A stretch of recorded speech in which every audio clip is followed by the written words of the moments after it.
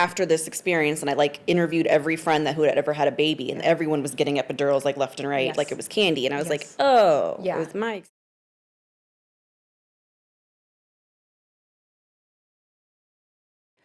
Welcome to the Present Gestation podcast, where we bring loving awareness to the epic journeys women take to and through their pregnancies.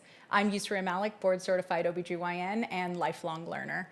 I have my very best friend for over 30 years here today, Sana Khan. She's mom of two, and really the reason I got into Britpop in the late 90s. So welcome, Sana. Thanks for being here. Thank you for having me. Yeah, absolutely. I'm so grateful when we started this podcast that so many people in my life reached out and were so supportive of it, and you were one of those people. So thank you so much. Sure. I love telling my dramatic story. Yes. Well, I've heard it, obviously, but now we get to share it with all these listeners. And I think there's actually parts of your story that are going to bring a lot of attention to giving birth in a hospital setting and how that can be sometimes wonderful and sometimes very limiting. Yeah. So, start from the beginning. You have a daughter that...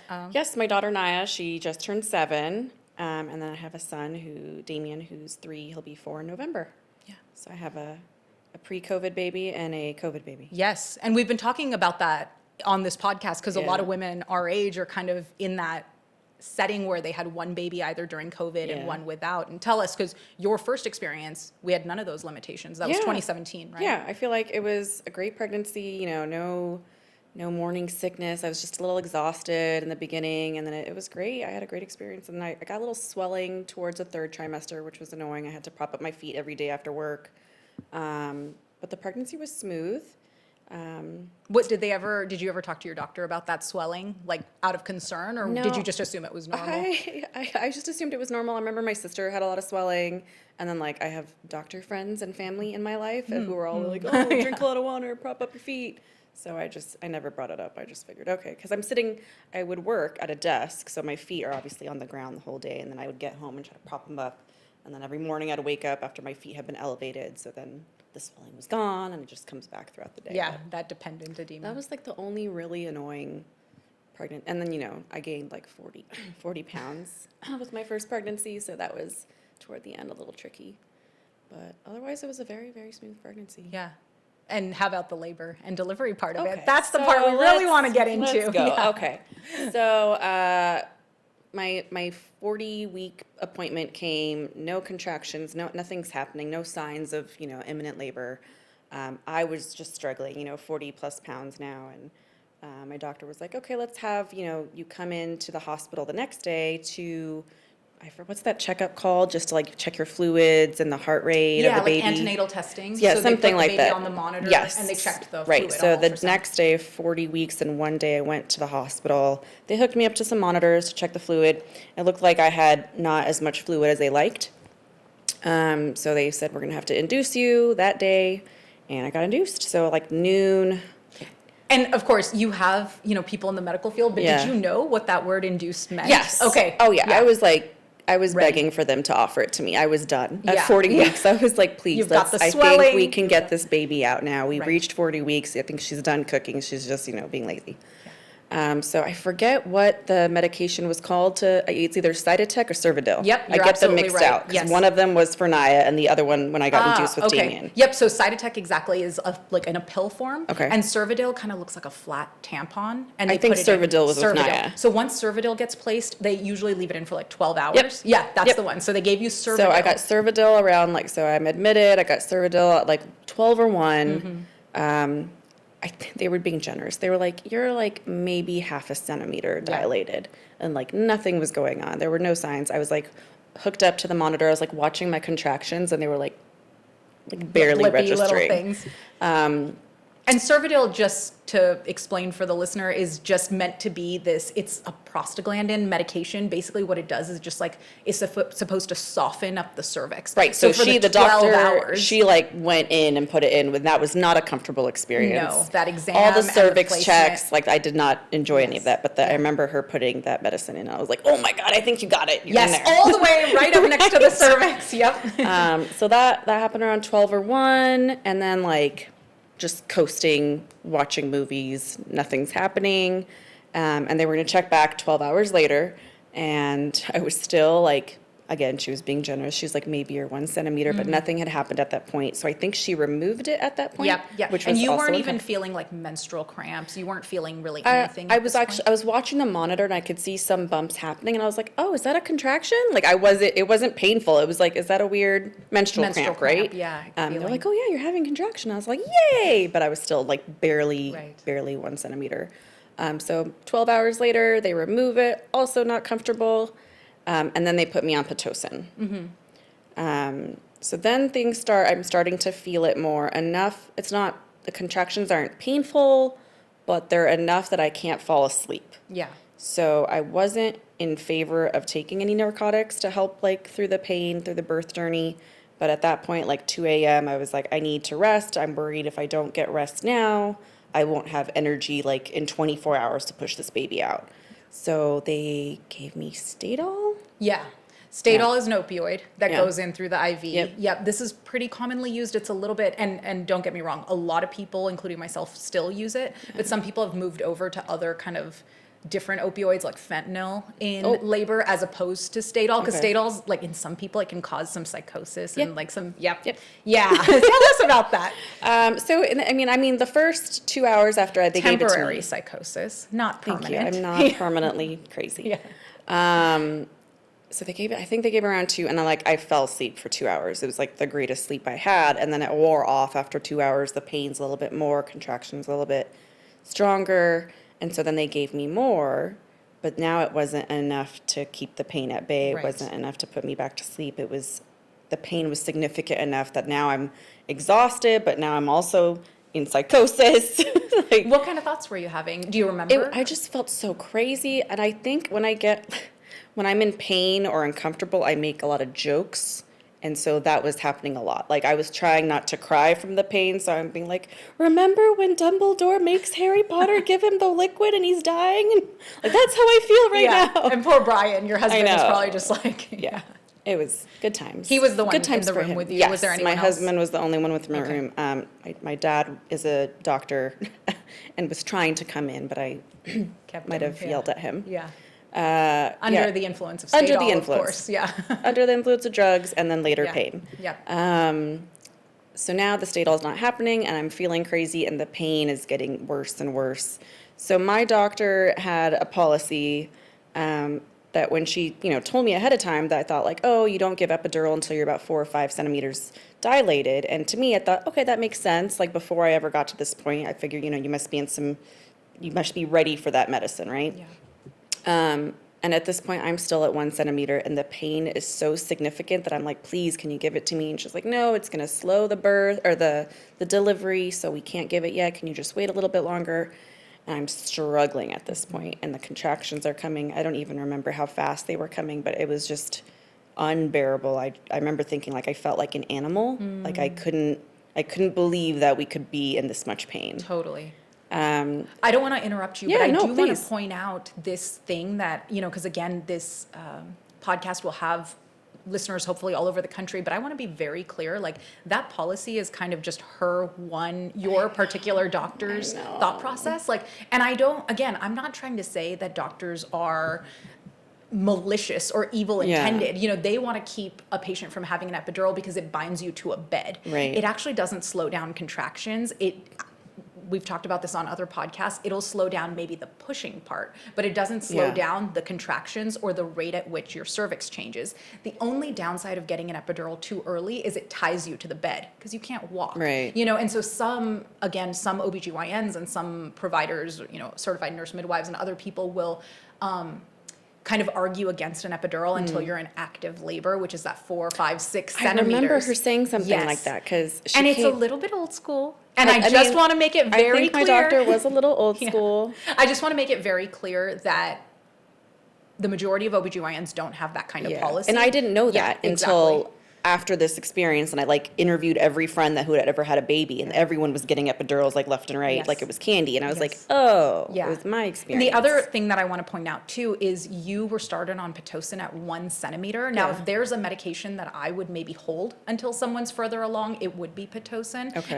And this is not like stamped in, any kind of a guideline or anything like that. This is just my personal practice. But the idea is, because we've talked about before on this podcast, Pitocin takes the pain from 0 to 60, Yes. from off to on. Yes. Because natural production of oxytocin from the brain will ramp up contractions gradually. Right. Like you were having menstrual cramps, then they'll Right. slowly, gradually ramp up, as opposed to Pitocin's like, lights on, you've got pain at Right. 100% at 1 centimeter. Well, Yeah. how many hours is it going to take you to get to 10 centimeters? Right. You know what I mean? So again, not to ever be trying to tell another physician or provider how to run their practice, but if anyone listening, kind of wants to be educated on that, cervical ripening agents like Cytotec and Cervidil give you small menstrual cramps Right. until you get to that 4 to 5 centimeters. Right. Then we can switch over to Pitocin. Right. And the epidural is not going to slow anything down.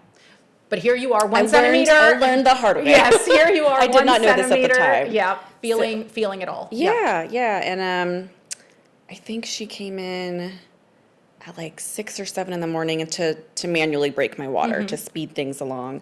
I don't remember this because I was in a crazy place. But my husband said, yeah, it was painful for you. You did not enjoy that. And I was like, oh, okay. Yeah. But yeah, so she broke my water, and this is when things just really, really escalate. I'm going to say this was around 6 or 7 in the morning. So when she came in and broke my water, I was at 1 centimeter still.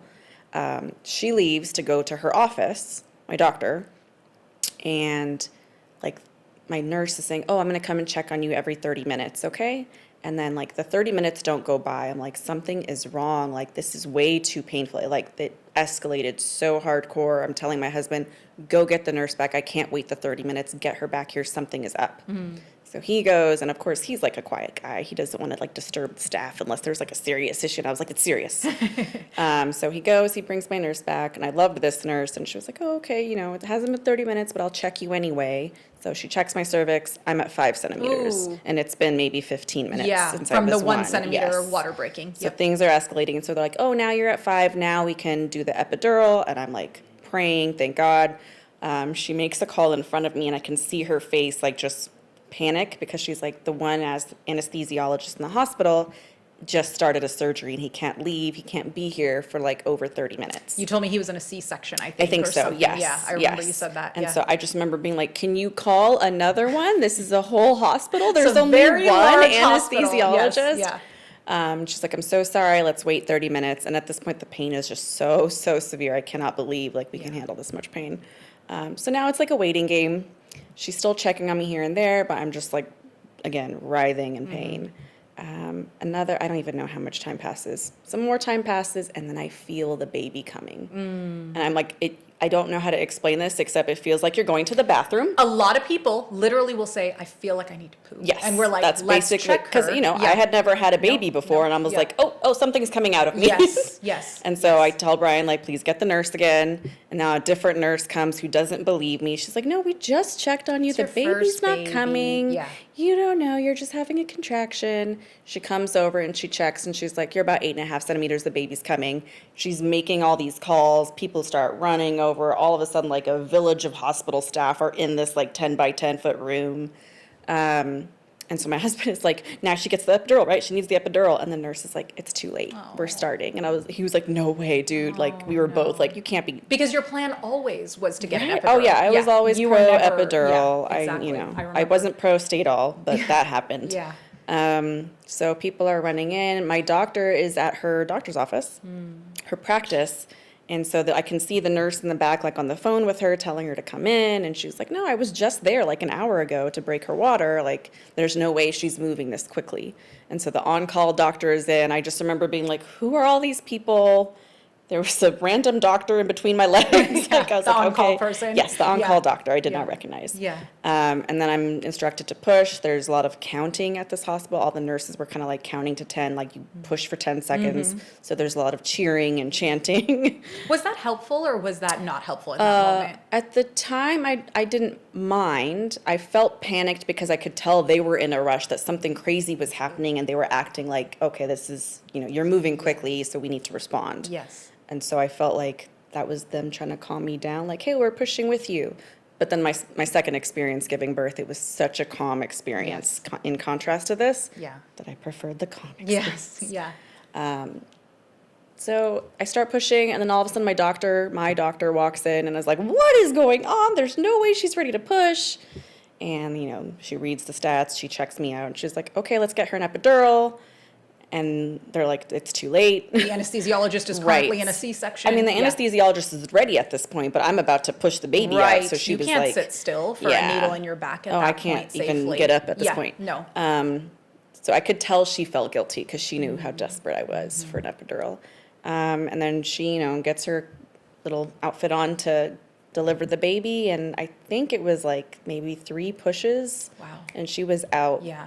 So from like 7 a.m.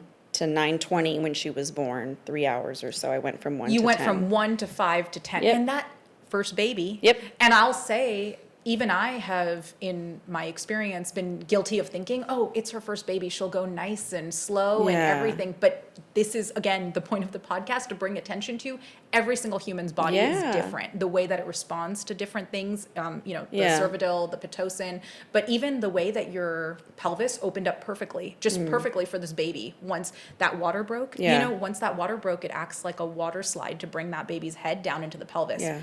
The second your water broke, your cervix was 5, it was 10, Right. you had You were her ready. within 3 hours. This And is no, not and my that doctor common. was saying the same thing when she came to break my water in the morning. She was like, "Oh, hopefully we can, deliver this afternoon."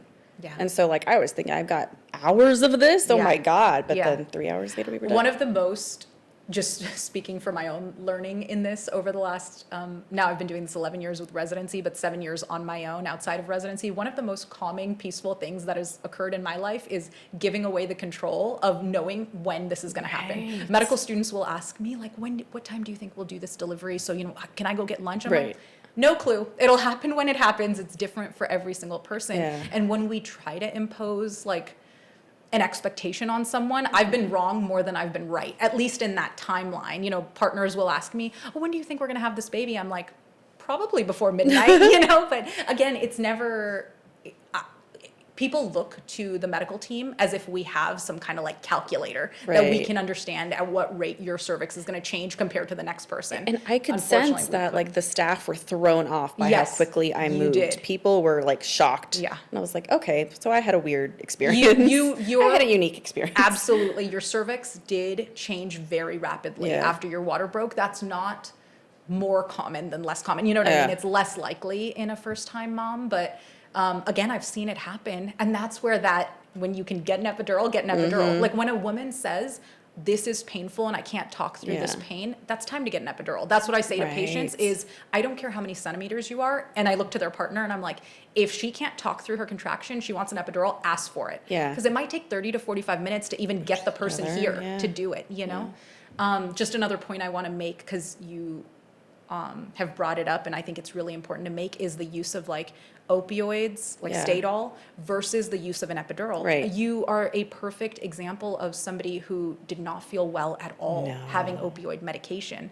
The thing about that medication, I'm not a fan of using it in labor either, although really we have no other options. We have, depending on the hospital you're at, like nitrous oxide at one of the hospitals I work at, laughing gas. Oh, okay. We have opioids through the Right, IV, right. and we have an epidural. Yeah. Right. And then of course, there's non-pharmaceutical ways of helping pain, like massage and other things that people talk about. But in terms of the medical sort of interventions we can do in the hospital, opioids in the bloodstream are my least favorite because Right. they just go to mom's brain, make her woozy and Right. tired, but they don't actually take the pain away. Right. You know? Right. So, And that was interesting because the first time they gave it to me, it helped me. yes. But then as things got a little bit stronger, it was no use to me, and Yes. I wish I hadn't taken it again. I wish I Yes. hadn't accepted anymore. And there is this policy of most hospitals I will absolutely stand behind is that we don't give any opioid pain meds in the IV after 8 centimeters. Okay. Because anything that's going into mom's bloodstream is going through the placenta most likely Right. and to the baby. I remember I Yeah. asked specifically that because they were like, oh, we're watching the baby, we're monitoring her. And so I was like,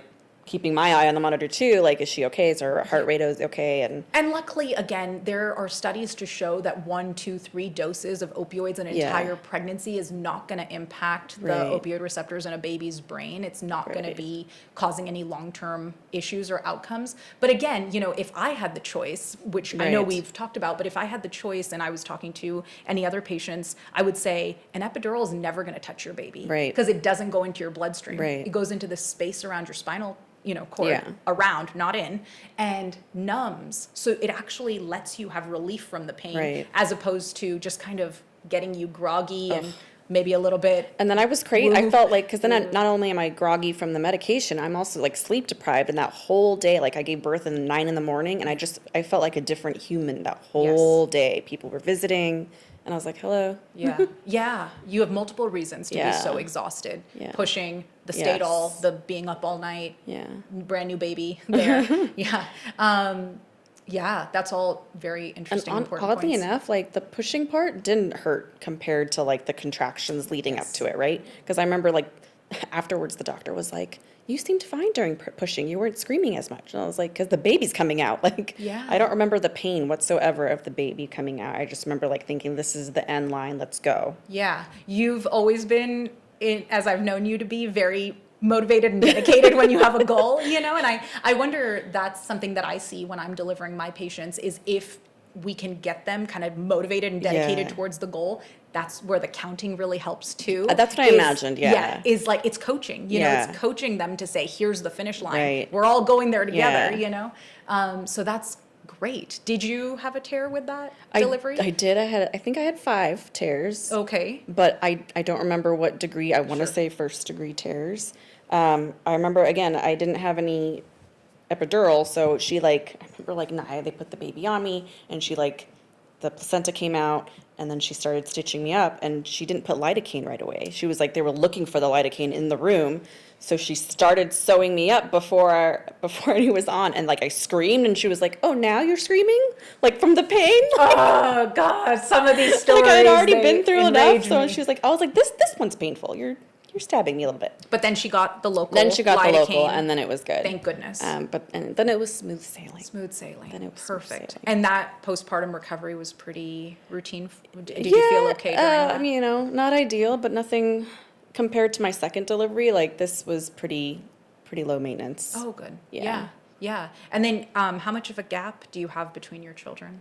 3 years, 2 months. 3 years and 2 Yeah. months. And then Damien, your Yes. son, was born during COVID. Yes. Yeah. He And was November of 2020. And I remember when you were pregnant, because that was March of 2020. Yes, I can't remember I literally exactly when you got found pregnant out. 2 weeks before shutdown, and I was like, oh, I don't know about the timing of this. Yeah, yeah. So how was it being pregnant right at the beginning of COVID? We're all scared It was and nervous. tough because not only was it the beginning of the COVID, we had just moved into a new house in April. So we're making the move. The morning sickness was a lot worse this point. The exhaustion was harder this time around. And then we're working from home. And then Naya, my daughter, was now 2.5. She was pulled from preschool, so she's at home with us while we're both trying to work from home. Yeah, navigating this completely new Yes. COVID world. It Yeah. was, I remember feeling exhausted. It was just exhausted all the time, having to provide the care, trying to give her attention, trying to give her some meaningful educational things to do instead of just watching Blippi or Peppa Pig all day. It was really tough, really tough. And I felt like every symptom came on earlier. The pain came on, the lower belly pain, pelvic pain started 3 or 4 months in, which I didn't feel that for the first pregnancy until 7, 8 months. Yeah. And so now it was already beginning. Yeah. And I'm assuming that was round ligament pain. Did they ever call Yes. it that? Yeah. Yes. Did you mention that at your appointments or? Yeah. So now this time I had a new doctor. I shopped around for a doctor that would give me an epidural at 1 centimeter. I literally interviewed people and I was like, what's your philosophy on epidurals? Yeah. And so I remember mentioning like, hey, it's heavier here. Like, why does it's so early for that pain or discomfort to be here this early? And I think my new doctor said something like, well, your first baby destroyed your body. Oh, So my God. second baby's getting comfortable. I was like, oh, okay. Yeah. But then, Google helped. Yeah. I think I mentioned it to you as well. Maybe I used my analogy, which is maybe not as severe as ruined your body, but the first time around, these round ligaments, which basically go from our uterus to the pelvic side wall, they're essentially I think about them like elastic, like a rubber band. And then you put a bowling ball in the middle of a rubber band and it's moving. Like the first time around, they did a good job at stretching, the first pregnancy. Usually I hear it too in the second, the third pregnancy, they've already kind of been stretched out and then they're required to stretch out again. And the nerve endings in those round ligaments are just irritated. So women tend to feel it a little bit worse that second pregnancy. This is where a lot of now there's awareness around like pelvic floor physical therapy and pelvic floor exercising. But I swear this was not a thing we discussed. Physically it was difficult and then emotionally because of COVID. Yeah, we were locked up. My parents, both sets of parents, grandparents live here in the same city as us. And so it was like we didn't get to see them. My daughter didn't get to see them. I would just send them a picture of my belly. Yeah. We as friends, we weren't seeing each other. I think we hadn't seen each other for 6 or 7 months. I hadn't even announced that I was pregnant to like my close group of people until I was like well into my second trimester. Just because I was like, there's so many unknowns. I don't want to get sick. I don't want to see people. Right. I remember we saw each other right after like the big wave of COVID had died down, and I was still very, very nervous. Like you guys came over to my new house. I remember, and like I made us sit outside. Yeah. There was just an age of paranoia, right? Absolutely, and I was every day working in a hospital, so and being tested and things like that. But even still, I think I knew at that point you were pregnant, so I don't want to bring anything over. And looking at that time in life and the number of guests that I've had who have babies that are between like 2 and 4 years old. I mean, what an isolating experience really to have is. Been pregnant during COVID. Even on our end, we were holding like telehealth appointments with pregnant women because we couldn't have so many people in the waiting room and in the office. And it was just such a weird time that I never want to think about or go through again. I don't think my husband went to one appointment with me. Like even finding out the sex of the baby, I got my blood work in and then they called. Yeah. Every appointment I went into, it was you texted from your car and they will tell you when to come in. Because they don't want you waiting in the waiting room. Right. I think about that now, and I think about the amount of kind of emotional, mental stress and anxiety that was placed on all of us, but especially my interest is in pregnant women and how that's kind of causing stress and anxiety, within the body. I gained 60 pounds. Oh boy. That's one way Someone, I took in the actually, stress. a cousin of mine brought up the point because she had her second baby during COVID and she said, well, I was so inactive during that time because she's works in a kitchen, she's a chef, and it's like she wasn't moving as much as she was with her first baby. And same with you. You weren't going into work and doing all those. Yeah, so I wasn't active because physically it was harder to carry this baby. 2, I wasn't going to work. I just wasn't, And then there was a lot of takeout, I'm not going to lie. Yeah. I was exhausted with having a 2-year-old in the house and having to work from home and It's absolutely. It's a crazy It puts a toll, absolutely, mentally, physically on the body. So he was delivered in November. Yes. So again, this baby did not want to come out. He was measuring big, so I was getting nervous. Naya, when she was born, she was 7 pounds, 7 ounces. And I remember at like my 39-week appointment, no, maybe it was like my 36 week. They did some measurement, and at 36 or 37 weeks, they said, oh, he's measuring at 8 pounds right now. And I was like, oh my God, get this baby out. That's way too big. On average, they gain half a pound a week. Yeah, that's great. You were not wrong to want to deliver earlier. But again, 40 weeks came and there was no movement. Still, I had that same 1 centimeter situation. And so this time we scheduled an induction. So 40 weeks came and then the next day they induced me. So I went in at midnight. Different hospital, right? Different hospital, different doctors. I went at midnight, and this time I got Cytotec. Cytotec, a pill. I didn't take a pill. No, but it was placed inside Yes, the vagina. that. Mhm. Yeah.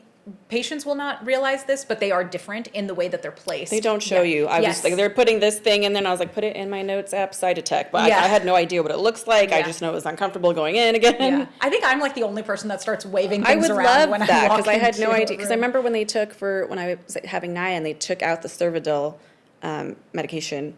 She was like, "Wow, it's really in there," and I was like, "What does it possibly look like that is hard for you to find?" Yeah. But yeah, I had no idea what it looked like. But Cytotec, Cervidil is basically, it looks like a very flat, skinny tampon, but it has a tail. I felt like it end was of it. longer. Yes. I remember thinking that was But long. Cytotec is just a pill, and it can't really be removed once it's Okay. placed. It can, but it's really difficult because it's such a small little pill. But it also works over the course of 4 hours as opposed to 12 hours with Cervidil. Okay. So Cervidil works like a lot slower. Yeah. Cytotec tends to work a little bit faster. Okay. But Pitocin's the fastest. You Right. know what I mean? And these other two medications, Cytotec and Cervidil, they should be considered cervical ripening Right. agents. This is the term, but basically they soften up the cervix without causing those full-blown uterine Right. contractions. So you got a dose of Cytotec. Yes. How did that feel? Again, It was an I felt exam, yeah. it was fine. I mean, uncomfortable, and Yeah. then it was the waiting game. Yep. It was midnight, so I was like trying to get some sleep. But then you have an IV in, you're in the hospital, you're on these monitors, and Yeah. you have to carry a thing to get to the the bathroom. bathroom. It was just uncomfortable experience. So I'm very picky with how I sleep, and so I just did not get any sleep that night. So they And don't. Brian was able to be there. Yes. Good. Yes, we did have to wear masks the whole time. Not the whole time. When staff came into the room, we put masks on, but they were like, when we're not in here, you can take it off. And after like a couple hours, they were like, we don't care. Yeah. And They you guys did- had been tested. They didn't, they asked us if we had been tested, and I had like a stuffy nose the week prior, so I just happened to like go through one of those drive-through testing sites, and I got a test, and it was negative. So I told them like, hey, I got a drive-through test last week, and it was negative, but they didn't require me to get tested when we came Oh, in. okay, yeah. And it was such like a dynamic time where I can't even remember in what months we were required to test and what months we Right. weren't, but it was ever changing. I think they at gave that me a time. pass, because I think Yeah. we were going into a spike or just coming down from Yeah. a spike around then. Yeah. And they gave me a pass because I had recently had a Yes, test. got it. But yeah, so we would have masks on, but the staff were pretty cool, so they Pretty were like, you can relaxed keep it about off. it. Yeah, great. So you got the first dose of Cytotec. You're trying to get sleep. It's Yes. midnight. And I don't remember when things happened the next day. I don't think I get another dose of Cytotec, right? You can don't give it think I every did. 4 hours, but you don't always need to because we know from your prior story Yes. you change actually kind of quickly. And I did warn Yeah, everyone yeah. who came into my Yeah. room. I was like, things move quickly when you guys get the Pitocin in. And I had told everyone, like, hey, when am I allowed an epidural? Like, when can I get yes. it? And they were very much like, when you tell us the pain's at a 4, when the pain's at a 4 or Pain, 5. not your when cervical dilation. Exactly. Yep. They were like, tell us when it's at a 4 or 5, and then we'll get it for you. Yeah. But like sometime in the morning, they were like, okay, we're going to break your water for you and then give you Pitocin. I like that plan a lot Yes, better. I remember you telling me that Yeah. with one of our friends who had a baby. They had the same plan, and I was like, okay, I've heard of this process. And again, I am not saying, because this is like, bad analogy, but every doctor has their own cocktail of Yeah. induction. But having an open conversation, if we're educated Right. around the different medications of induction, having a conversation with your doctor, just in my experience, I like that kind of more natural water slide that happens Yes. with the water breaking before starting Pitocin. Yeah. Otherwise, we're just starting severe pain before Right. we need to. Escalating things. Right. There are subtle reasons and individualized reasons why we shouldn't break the water early, like GBS positive status and other things. But again, individually kind of slowing your team down and asking them questions Yeah. and saying, hey, is it possible that we could do this and try to hold off on Pitocin as long as possible? Yeah. Sometimes it's not possible. We have to do it for varied reasons, but you had your water broken and then the Pitocin Then started. the Pitocin came. Now I'm starting to feel contractions. They're getting uncomfortable. The pain isn't a 4 to a 5, but I tell the staff that it is because Mama wants that epidural. Yeah, totally. I mean, and it's so important, right? Because I know you, and Yeah. your subjective 4 to 5 is probably my 10. You know what I mean? Like, I'll stub my toe Yeah. and I'm crying. And I think a lot of Yeah. women who've had a baby without an epidural, they'll be like, you don't know what 10 out of 10 pain is. Right. And I'm like, I have no idea. I didn't know what it was. And Yeah. I don't think if I didn't have that, because I didn't mention this before, but Naya's birth, I was not able to talk about that experience. I remember. For like a month or two. I was scared to ask you because I remember, I think I had asked at one point, not scared to ask you, but I had asked at one point and you were like, no, I'll tell you later. I was like, no, I would don't think refer you wanted to people. I would relive refer it. people to Brian. I was like, he'll tell you. Yeah. He'll tell you because Yeah. I couldn't talk about it without crying. Yeah. Because it was such a traumatic experience, and that's why I went shopping for a doctor the second time around. I was like, I want another child, but I can't have that experience again. Totally. It's interesting when I was thinking about our conversation today, one of the things I was thinking about is it has been 7 years since Naya, Yeah. but I know that you could probably look back on that experience and say it was one of the worst experiences Oh, yeah. that you've been through. Oh, You know what yeah. I mean? Even I talk to my daughter about it now. Yeah. She's like, because she's like, oh my gosh, I don't want to have a baby. It's going to hurt. And I was like, well, when I had you, it hurt. But when I had your brother, it did not hurt. Yeah. So if you get the medicine in time, I think you'll be fine. Right. Yeah. It's interesting because in my line of work, a lot of people want to tell me their birth stories. I have women who delivered 30 years ago Yeah. and they remember it like it was yesterday because Yeah. of whatever incident or traumatic thing that they experienced Yeah. during that time. We were talking about that book behind me, but our Yeah. body does actually keep the score on these Yeah. things, and those memories come back in certain moments. So I'm really glad and grateful that you were able to have a better experience Yes. with Damien. Yes. How dilated were you? And not that that number matters when you got your epidural. I think I was still at 1. Yeah, I okay. was still And at the 1. pain was getting gradually I worse. It was uncomfortable. Yeah. I wouldn't call it painful, but it was enough. It was probably like a 2 or a 3 in a pain scale, but I said it was a 4 or 5 so I could get the epidural. Yeah. Because in my head, I'm thinking, maybe they're in a surgery. Maybe it takes them an hour to get here, so let's order it now. Yeah. And the guy came in like 10 minutes. Yes. And so again, I'd never had an epidural before, so I didn't know what it was like. I knew that I had to sit on the edge of the bed and like hold a pillow and lean over. Forward, yep. He put some like giant tape on me. Yeah, it's a plastic. It's drape. like a diagram. Yeah, well, yeah, it's like a plastic drape, and the reason that they put it on is just to keep everything very sterile. Okay. Technically, that needle, I mean, it's a procedure. Yeah. That needle is going into a space very close to your spinal Right. cord, not within, but around dura, around that space, and we don't want to introduce any infection Right. into that space. So that drape that we put on the back of people getting an epidural is just nobody touch this. This is sterile. That anesthesiologist is wearing sterile gloves and a gown. I thought he was like putting his sticker map of like, no, you prick right here. No, actually, most anesthesiologists and I've learned to place epidurals as well. We will find the space. Actually, it sounds weird to say, but it's done blindly. It's all by feel. That's great. There is no way to see your spine. You know what I mean? There are ultrasound guided epidurals that can get placed now, Okay. but again, those forever and ever. This is a Yeah. procedure that's done by feel. Yeah. So. And then I heard that people can get numbed before the needle goes in. Yes. That was not my experience. Once again, what? So I think he counted down, and I'm like nervous. And so I'm like, like bending over. And then he tries to go in, but like it startles me. And so I jump, and then I guess I broke his needle. And so he had to go again. I don't Okay. know. Oh, He said I broke his needle. He was upset. Yeah. And I was like, I'm sorry. I'm trying to have a baby. Yeah. And so Did then you feel like a shooting pain or something? No, like, or I you just felt the you needle that trying to needle? go in, and it like freaked me out. Yeah. So then we put some music on, and then he tried again, and then it went great. And then it was a surreal, like I desperately wanted the epidural, but it was a very strange experience to not be able to feel the Yeah. bottom half of my body. Yeah. And that kind of, like I was grateful that I wouldn't have to feel the pain, but I was also a little unsettled by it. So then I had to put some music on to kind of calm down. Yeah. But yeah, like he was like, oh, do you feel that? And I was like, no. And he was like, yep, it's working. Yeah. It's interesting when you say surreal. I've had so many patients who have had their epidural for the first time say, yeah, it feels very strange to not be able to feel my legs, right? It kind of panicked a little bit. Because I'm like trying to move and I can't. Right. Could you compare it to, and I try to use this analogy with first time women who are getting an epidural, but it's not the same. But when you go to the dentist and they numb, one side Oh of no, your that's mouth. funny to me. Yeah, that's weird and hilarious, yeah. annoying. But Yeah. this was like I panicked a little Yeah. bit. Like I was like, Brian, you have to bring my headphones. I need music. Like I had my phone prop up here, and like people were coming in and out. And then I got used to it, but. And then they were trying to like shift me in different positions, and I couldn't help them. Like I was Yeah. like, okay, sorry, I can't assist. Yeah, this is the one downside of getting an Yeah. epidural early is because then you're just bound to the Right, bed. and so it was that's- weird. Yeah, that is not my favorite thing to do Yeah. for people. But again, it's also the other side of it is like, not letting someone get an epidural. I can't predict how fast they're going to go No. from 4 to 5 Grateful to complete. for it. Yeah. Still recommend Yeah. 10 out of 10 experience.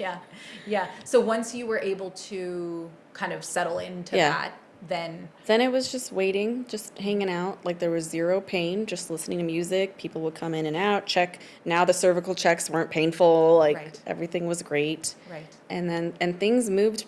They moved not as fast as my first delivery. I know I delivered at like 6:30 p.m. So like from like 1 to 6, I gradually, like I remember they would check like, okay, you're at 4 centimeters. Okay, you're at 6 centimeters. Okay, you're at 8. And then like, he was like, okay, we're gonna, start pushing in about 20 minutes. Yeah. And it was just a very quiet. And how, if I can ask, were you able to feel even the pressure of his head to be able Zero. to push? I felt nothing. Yeah. Because he came in another different scenario from my first delivery was, this was a giant delivery room, and it was just the doctor and one nurse and Brian. Yeah.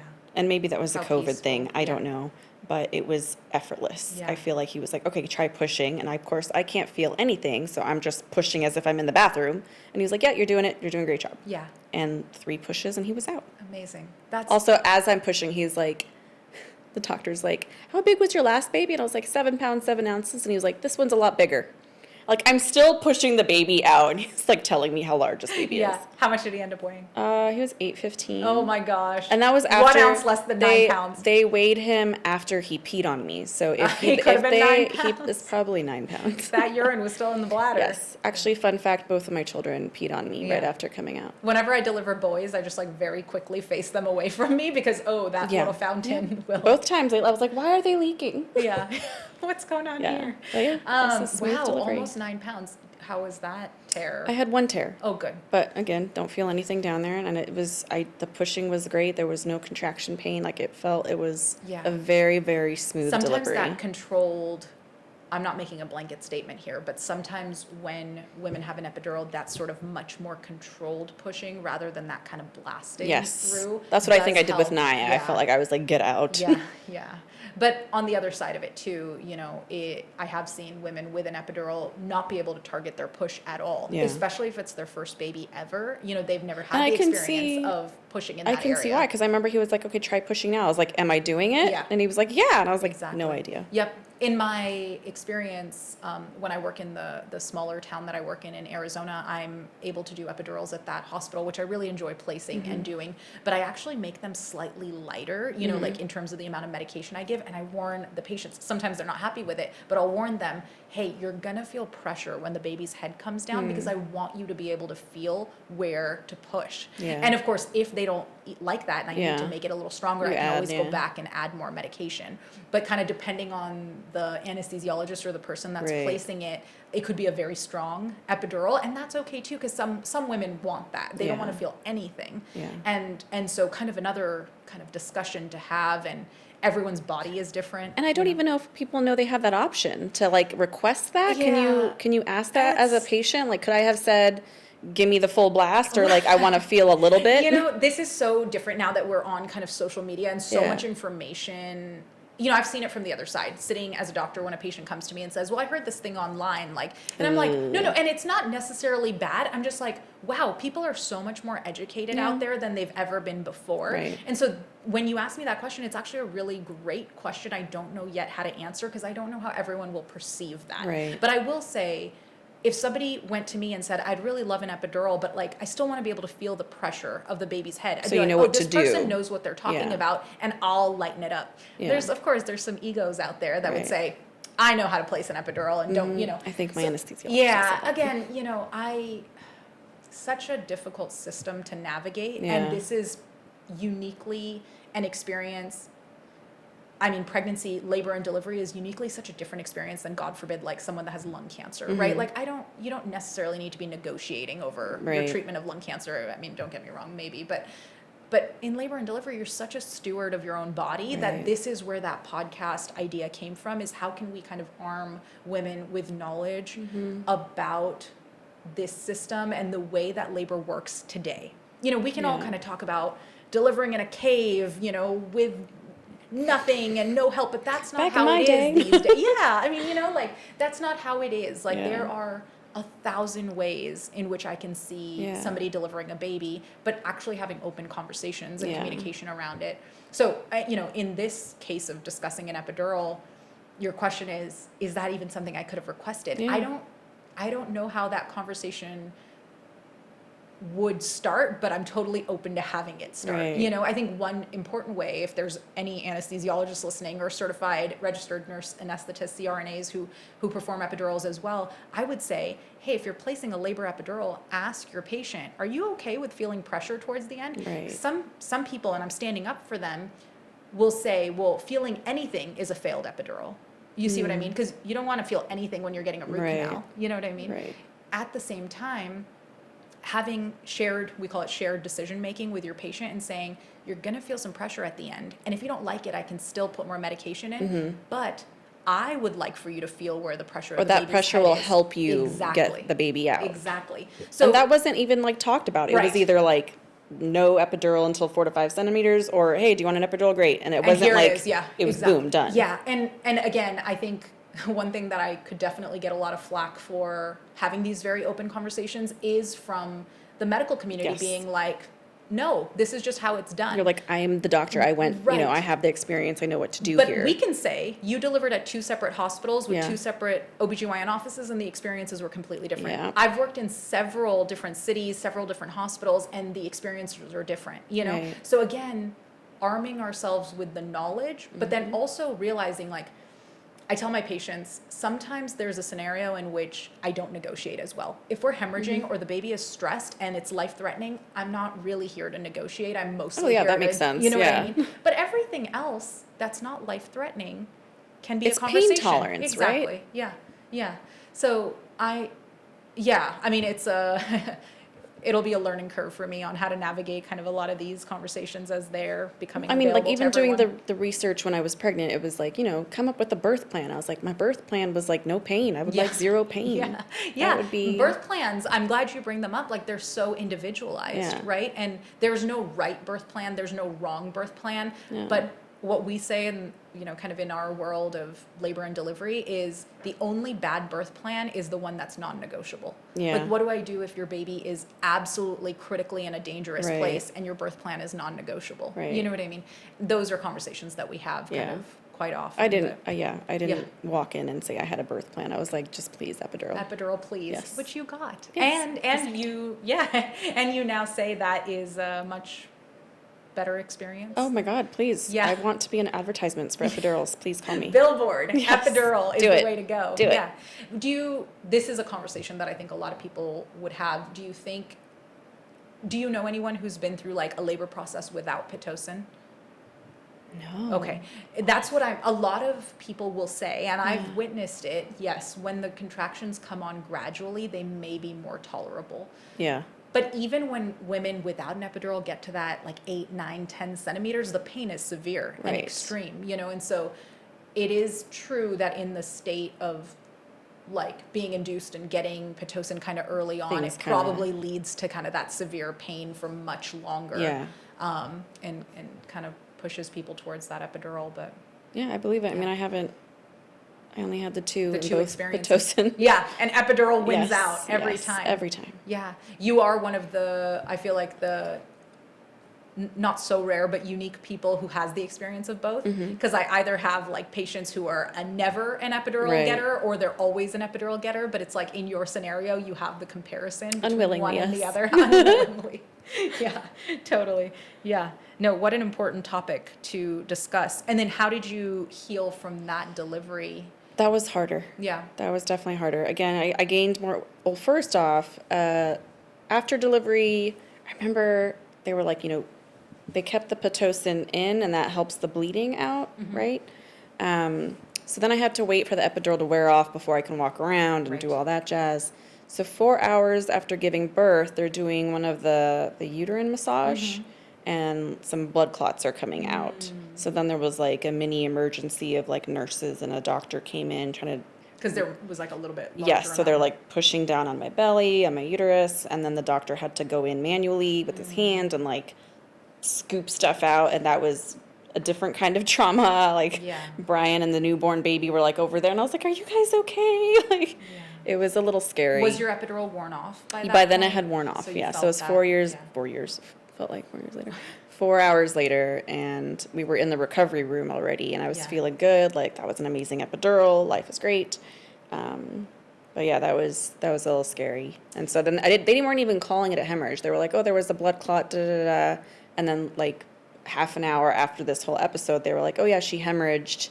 I was like, me? I hemorrhaged? And so like that terminology like wasn't Yeah. shared with me, and that Yeah. kind of panicked me. So now I'm Googling like And I remember hemorrhaged. asking you afterwards, like, how much blood did you lose? Like, did you have I to remember clean up- them weighing it, and I Yeah. was like, that's weird. Yes, yeah, that's how we quantify it. But because the term hemorrhage has Yeah. like a number requirement to it. Yeah. And I never got told. I mean, I also didn't ask. I was like, am I healthy? Am I okay? Are my Yeah. iron levels fine? So they were checking my iron a little bit more frequently. And I was texting my doctor family friends, like, my levels are this, my levels are this. And Yeah. And you didn't need a blood transfusion? No, I did not thank need goodness, that and blood. Did you have to take iron orally after that? Good, good. That means you started at like a higher blood level, Yeah. and then even with that loss of blood Yeah. that was significant, it wasn't enough to Yeah. require iron and all Yeah. that. Good, perfect, perfect. Is there anything else that you feel like stands out from that postpartum recovery, or? yeah, it was harder to recover from Damien's birth. One, he was a bigger baby. I was a bigger mom. I remember texting, again, my swelling. So they had put me on so many fluids after the birth that I had so much swelling leaving the hospital. And I remember like texting you a picture of my feet, and you were like, please get off the floor. Yeah, yeah. So there was more swelling during the recovery. And then I remember my tailbone was really, really in pain. And it was unclear, like, maybe how the delivery happened because he Yeah. was a larger baby. Probably because you couldn't feel anything from the epidural, Yeah. and you were just in a position where you were laying on your tailbone uncomfortably for a yeah. long period. You know, like we sit on our leg and Right. it kind of like falls asleep. Yes. So hopefully there wasn't an injury to the tailbone, but it was more like you had just laid in a position that was really uncomfortable. Whatever it was, it went Yeah. away within a couple days. Good. But I remember like the first couple days home from the hospital, I was like, I needed a special cushion. I think that Yeah. you bought me Yeah. to sit. Like one of those like airplane Yes. neck things. Yes. Yeah. I have seen that happen on occasion where, you know, again, when an epidural is so strong that you can't like Yeah. kind of readjust yourself, and it gets, you're in this position where Yeah. you're just on your tailbone I believe badly. it. Yeah, and like I'm sitting and I'm heavier, so the pressure on that tailbone is. Plus a almost 9 pound baby went past that tailbone. I've actually, not just to blame the epidural, but I've actually seen, you know, tailbone fractures from larger babies coming out, because that's what I was worried about yeah. that, I think, when I was Yeah. Googling around. But then, Yeah. like, once the pain went away, I was like, okay, it can't be It's that. gotten better. Yeah, those usually, that fracture pain lasts like 4 to 6 weeks. Yeah. But how was your follow-up in terms of like going to the office and getting checked, and your stitches healed fine? Stitches healed fine. Everything was good. It was interesting that for my first delivery, I think I said I had 5 tears, and I got prescribed hydrocodone. So it's like, here's Tylenol and here's hydrocodone if the pain's really bad. And I think I took hydrocodone once and never again. And then for my second delivery, I only got ibuprofen. Yeah. Which I think made sense. I never needed anything stronger, but it Right. was just interesting, maybe with the tears, different Yes. tears, different doctors. Yeah, yeah, I do. I think if I'll have like a 3rd or a 4th degree tear, I'll offer an opioid medication, just because they can be so significant and so painful. But usually if it's a vaginal delivery and a 1st, 2nd degree tear, Yeah. like Tylenol, ibuprofen, Yeah. ice packs, that should help. Ice and packs. recover. Oh my God. Ice Amazing. packs. Yeah. Loved it. Exactly. 1,000%. Wonderful. Well, thank you so much, Sana, for Of being here and for course. sharing this story Happy with me to. on camera. I know we've done it Hi, over, hi. yeah, we've done it over the years just as friends, but it really is something to bring this information and be able to kind of arm people with, Yeah. knowledge to go into their labor, ask Yeah. questions, ask their team. So thanks so much for Absolutely. being here. Of course. Thanks for having me. Absolutely.